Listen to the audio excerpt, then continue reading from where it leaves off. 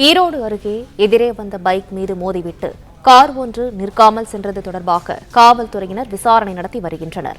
இதுகுறித்த விவரங்களை செய்தியாளர் ரவி வழங்க கேட்கலாம். ரவி, வணக்கம். விவரங்களை சொல்லலாம். வணக்கம். ஈரோடு அருகே எதிரே வந்த இருசக்கர வாகனத்தின் மீது கார் ஒன்று மோதி நிற்காமல் செல்லும் பதைபதைக்க வைக்கும் சிசிடிவி காட்சிகள் தற்போது வெளியாகி பரபரப்பை ஏற்படுத்தியுள்ளது. ஈரோடு அடுத்துள்ள செட்டிபாளையம் பகுதியில் உள்ள குறிக்காரன்பாளையம் பகுதியைச் சேர்ந்தவர் சசிகுமார். இவருக்கு திருமணமாகி 2 குழந்தைகள் உள்ளன.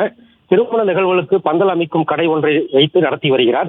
இந்நிலையில் கடந்த 14ஆம் தேதி நிகழ்ச்சி ஒன்றிற்கு பந்தல் அமைப்பது தொடர்பாக 46 புதூர் நொச்சிக்காட்டு வலசு பகுதிக்கு சென்று கொண்டிருந்தார். அப்போது நொச்சிக்காட்டு வலசு பகுதிக்கு சற்று முன்பே சென்ற போது வளைவு ஒன்றில் அதிவேகமாக வந்த போர்டு நிறுவனத்தின் காரை ஓட்டி வந்த மர்ம நபர் சசிகுமார் வந்த இருசக்கர வாகனத்தின் மீது மோதி அதிவேகமாக மோதியது. மேலும் விபத்தை ஏற்படுத்திய கார் அந்த இடத்திலிருந்து நிற்காமல் அதிவேகமாக சென்றது. இதில் படுகாயமடைந்த சசிகுமாரை அங்கிருந்தவர்கள் மீட்டு சிகிச்சைக்காக மருத்துவமனையில் அனுமதிக்கப்பட்டுள்ளனர்.